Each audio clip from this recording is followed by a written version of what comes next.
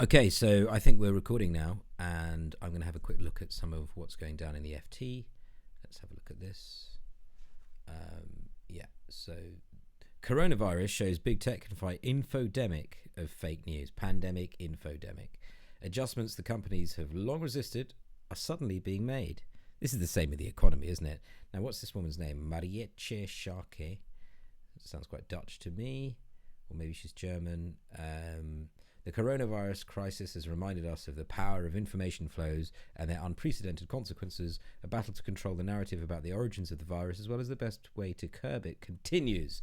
It's being fought online and puts technology platforms and their methods of handling viral disinformation in positions of unmatched power. So it's a nicely condensed sentence, and it's saying, oh, big tech, they're so powerful, but where's it going to go? Is it saying that they're using their power properly? And is it saying that it approves of that? I'm sure that's what's going to happen.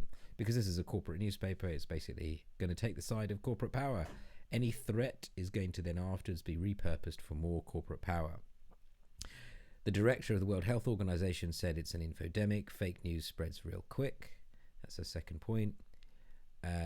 Democratic governments have responded to the infodemic differently. Trump contributes to the problem by talking shit. And then Merkel and Rutte include warnings about disinformation. So America bad, Europe brilliant. Merkel pleads with Germans, please don't believe bullshit. Rutte, same thing. The crisis is a moment of truth for tech platforms as the major arteries through which much information flows. Nice bit of metaphor there. People fearful for their health and livelihoods are particularly vulnerable to online scams and lies. So when you're scared, you're likely to believe anything, and people are going to take all your money off you through fraud. Whole population shut indoors all day and eager to stay informed. That means misleading tweets, post searches, advertisements, and videos are flooding into homes around the world. So she's making it sound like it's a crisis, an infodemic crisis.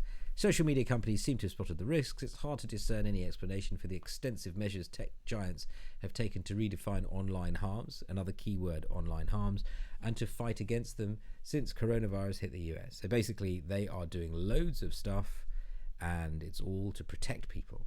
Adjustments that policymakers have long pushed for and executives pushed against forcefully have suddenly been taken proactively. So she's making it sound as though the tech companies didn't really want to do this, but they are forced to do it. Exactly the same as Boris didn't really want to shut everything down, and he's like, okay, you're begging me to lock down the country and have lots of power. Yeah, no worries.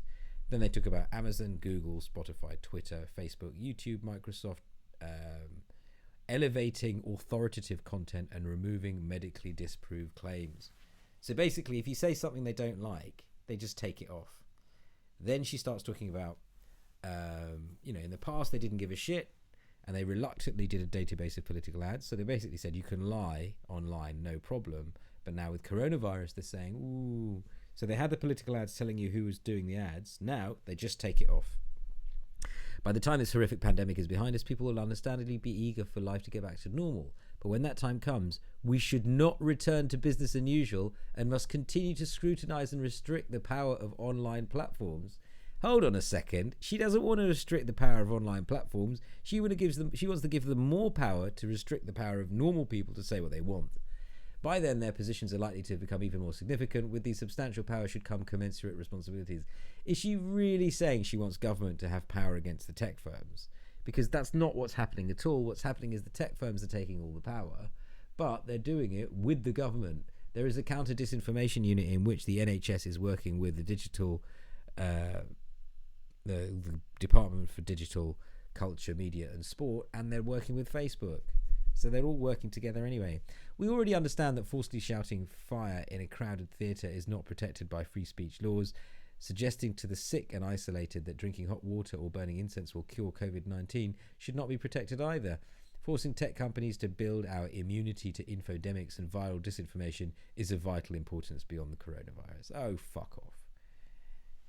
Fuck off. I mean, freedom of speech, she doesn't give a fuck. I mean, okay, don't get me wrong, there's bad shit that comes out that's not true, but you're going to use this to take down anyone else who says something that's true. Your threats, your political opponents, that's what you're going to do.